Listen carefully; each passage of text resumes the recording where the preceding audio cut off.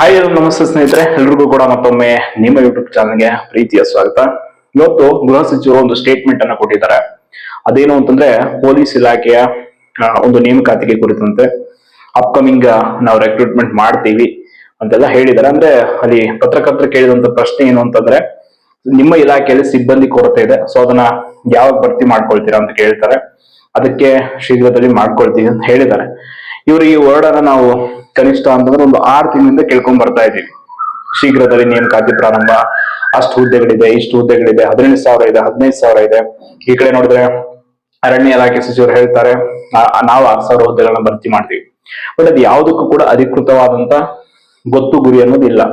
ಸರ್ಕಾರ ಏನ್ ಮಾಡ್ತಾ ಇದೆ ಅಂತಂದ್ರೆ, ಈ ಕಡೆ ಒಂದ್ ಕಡೆ ಒಳ ಮೀಸಲಾತಿಯಿಂದ ನೇಮಕಾತಿಗಳನ್ನ ಹೋಲ್ಡ್ ಮಾಡಿರೋದು, ಆ ಡ್ಯಾಮೇಜ್ ಕಂಟ್ರೋಲ್ ನ ಸಚಿವರ ಕಡೆಯಿಂದ ಮಾಡಿಸೋದು. ನಾನು ಇದನ್ನ ಯಾರನ್ನೂ ಡಿಮೋಟಿವೇಟ್ ಮಾಡಕ್ ಹೇಳ್ತಾ ಇಲ್ಲ, ಬಟ್ ನಮ್ಮ ಪರಿಸ್ಥಿತಿ ಹಂಗಾಗೋಗಿದೆ.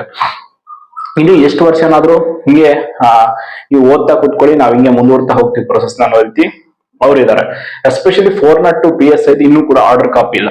ಎಕ್ಸೈಸ್ ಸಬ್ ಇನ್ಸ್ಪೆಕ್ಟರ್ ನೇಮಕಾತಿಯಾಗಿ ಎಷ್ಟು ವರ್ಷ ಆಯ್ತು, ಪೊಲೀಸ್ ಸಬ್ ಇನ್ಸ್ಪೆಕ್ಟರ್ ನೇಮಕಾತಿ ಸಿವಿಲ್ ಎಷ್ಟು ವರ್ಷ ಆಯ್ತು, PC ನೇಮಕಾತಿಗಳು ಹೊಸದಾಗಿ ಎಷ್ಟು ವರ್ಷ ಆಯ್ತು, ನಿಮ್ಗೆಲ್ಲ ಗೊತ್ತಿದೆ. ಕಳೆದ 4-5 ವರ್ಷದಿಂದ ಯಾವುದೇ ನೇಮಕಾತಿಗಳಿಲ್ಲ.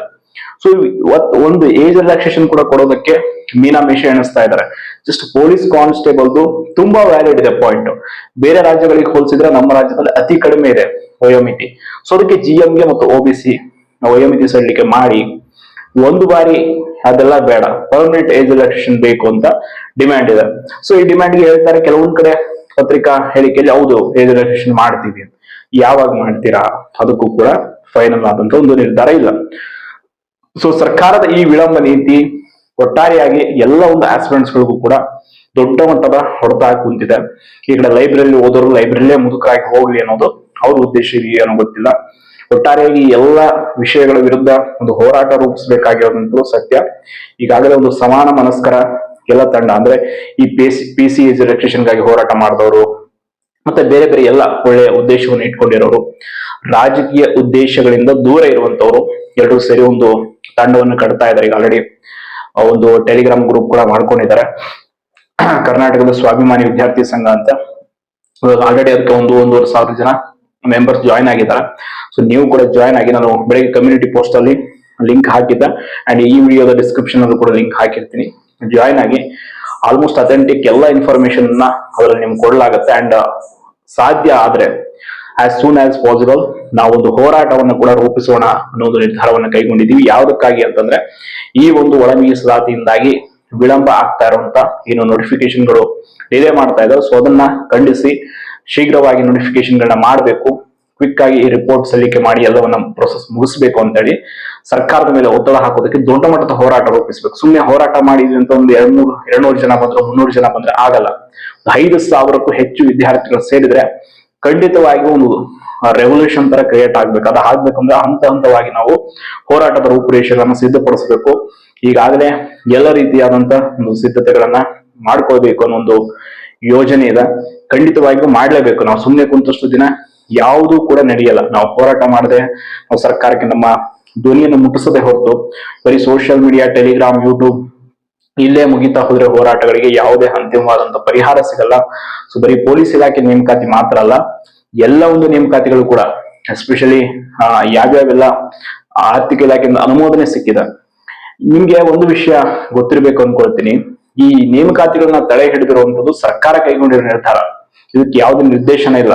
ಒಳ ಮೀಸಲಾತಿ ವಿಚಾರಕ್ಕೆ ನಿರ್ದೇಶನ ಇದೆ ಸುಪ್ರೀಂ ಕೋರ್ಟ್ ಇಂದ, ಬಟ್ ನೇಮಕಾತಿಗಳನ್ನ ತಡೆ ಹಿಡಿದಿರೋದು ಸರ್ಕಾರದ ಸ್ವತಃ ನಿರ್ಧಾರ. ಹೌದು, ಪಾಪ ಸಮುದಾಯಕ್ಕೆ ಅನ್ಯಾಯ ಆಗುತ್ತೆ, ಹಾಗಾಗಿ ಅವ್ರಿಗೂ ಮೀಸಲಾತಿ ಆದ್ಮೇಲೆ ನೇಮಕಾತಿ ಮಾಡಬೇಕು. ಹಾಗಂತ ಇಷ್ಟೊಂದು ದೀರ್ಘಾವಧಿವರೆಗೂ ಮುಂದೂಡುವಂಥದ್ದು ಸರಿ ಅಲ್ಲ. ಇದು ದೊಡ್ಡ ಮಟ್ಟದ ಹೊರತ. ಅಟ್ಲೀಸ್ಟ್ ಏಜ್ ರಿಲ್ಯಾಕ್ಸೇಷನ್ ಆದ್ರೂ ಮಾಡ್ತೀವಿ ಅನ್ನೋ ಒಂದು ಗಟ್ಟಿಯಾದ ಭರವಸೆಯನ್ನು ಕೂಡ ಸರ್ಕಾರ ಕೊಡ್ತಾ ಇಲ್ಲ. ಇವನ್ PSIಗೂ ಕೊಡ್ತಾ ಇಲ್ಲ, PC ಗೂ ಕೊಡ್ತಾ ಇಲ್ಲ, ಬೇರೆ ಬೇರೆ ಹುದ್ದೆಗಳಿಗೂ ಕೊಡ್ತಾ ಇಲ್ಲ. ಸೊ ಅದಕ್ಕಾಗಿ ಎಲ್ಲ ವಿದ್ಯಾರ್ಥಿಗಳು ಕೂಡ ಈಗ ಆಲ್ರೆಡಿ ನೊಂದು ಹೋಗಿದ್ದಾರೆ. ನಾವು ಪ್ರತಿನಿತ್ಯದ ಬಗ್ಗೆ ಯಾಕೆ ಅವೇರ್ನೆಸ್ ಮೂಡಿಸ್ತಾ ಇರ್ತೀನಿ ಅಂತಂದ್ರೆ, ಅಟ್ಲೀಸ್ಟ್ ಈ ವಿಷಯ ಮರೆತು ಹೋಗ್ಬಾರ್ದು. ಇದು ಪ್ರತಿನಿತ್ಯ ಕೂಡ ಕಂಟಿನ್ಯೂ ಆಗಿ ಇರಬೇಕು. ಕೆಲವರಿಗೆ ಬೇಕಿಲ್ದವ್ರಿಗೆ ಬಿಟ್ಬಿಡಿ, ಅವ್ರು ಹೊರಗಿರ್ಲಿ. ಬೇಕಾದವ್ರಿಗೆ, ತುಂಬಾ ಅವಶ್ಯಕತೆ ಇರೋರಿಗೆ ಈ ವಿಷಯ ಮುಟ್ಟಬೇಕು, ಅವರೆಲ್ಲ ಜಾಗೃತರಾಗಬೇಕು ಅನ್ನೋದು ನಾನು ಒಳ ಮೀಸಲಾತಿ ಆಗಿರ್ಬೋದು, ನೇಮಕಾತಿಗಳ ವಿಚಾರ ಆಗಿರ್ಬೋದು, ಪ್ರತಿಯೊಂದನ್ನು ಕೂಡ ಪದೇ ವಿಡಿಯೋ ಮಾಡಿ ನಾನು ಯಾಕೆ ಹೇಳ್ತೀನಿ ಅಂತಂದ್ರೆ, ಎಷ್ಟು ಆಗುತ್ತೋ ಅಷ್ಟು ಆಕ್ಟಿವ್ ಆಗಿ ಇರಬೇಕು. ಇವನ್ ಯಾವುದೇ ಪರಿಸ್ಥಿತಿ ಆ ರೀತಿ ಬಂದ್ರೆ ಸಂದರ್ಭಾನುಸಾರ ಹೋರಾಟಕ್ಕೆ ಇಳಿಯುವಂಥದ್ದು ಇಮಿಡಿಯೇಟ್ ಆಗಿ ಎಲ್ಲರೂ ರೆಸ್ಪಾನ್ಸ್ ಮಾಡಬೇಕು ಅಂತ ನನ್ನ ಉದ್ದೇಶ ಇದೆ. ಅದನ್ನೇ ನಾನು ನಿಮ್ಗೆ ತಿಳಿ ಹೇಳ್ತಕ್ಕೆ ಹೇಳಕ್ ಹೊರಟಿರುವಂತದ್ದು. ಅಂಡ್ ಪ್ರತಿಯೊಂದು ವಿಚಾರದಲ್ಲೂ ಕೂಡ ಸಕಾರಾತ್ಮಕವಾಗಿ ಇರ್ಬೇಕು. ನಿಜ, ನಾನು ಕೆಲವರು ಹೇಳಿದ್ರು ಮಾರ್ನಿಂಗ್ ಎಲ್ಲದರಲ್ಲೂ ಕೂಡ ನೆಗೆಟಿವಿಟಿ ಬೇಡ, ಅಂದ್ರೆ ಸ್ಲೋ ಆಗ್ತಿದೆ ಪ್ರೊಸೆಸ್, ಹಂಗಂತ ಆಗಲ್ಲ ಅಂತಲ್ಲ ಹಂಗೆ ಅಂತ. ಬಟ್ 1 ವರ್ಷದಿಂದ ಕಾಯ್ತಾ ಇರೋದು, 1 ದಿನ 2 ದಿನ ಆದ್ರೆ ಏನೋ ಮಾಡಬಹುದು. ಸತತವಾಗಿ ಕೇವಲ 3 ತಿಂಗಳಂತ ಸರ್ಕಾರ ಹೇಳಿದ್ದು, 3 ಹೋಗಿ 6 ಆಯ್ತು, 6 ಇದ್ದು 9 ಆಯ್ತು, ಇವಾಗ 12 ತಿಂಗಳು, ಇನ್ನೊಂದು ಸ್ವಲ್ಪ ದಿನ ಹಿಂಗೆ ಹೋದ್ರೆ 1 ವರ್ಷ ಹೋಗುತ್ತೆ. ಸೊ ಅದಕ್ಕೆ ಇಲ್ಲಿ ಸಮಯ ಅನ್ನೋದು ತುಂಬಾ ತುಂಬಾ ಅಮೂಲ್ಯ. ಅದನ್ನ ಇವರು ವ್ಯರ್ಥ ಮಾಡ್ತಾ ಇದಾರೆ.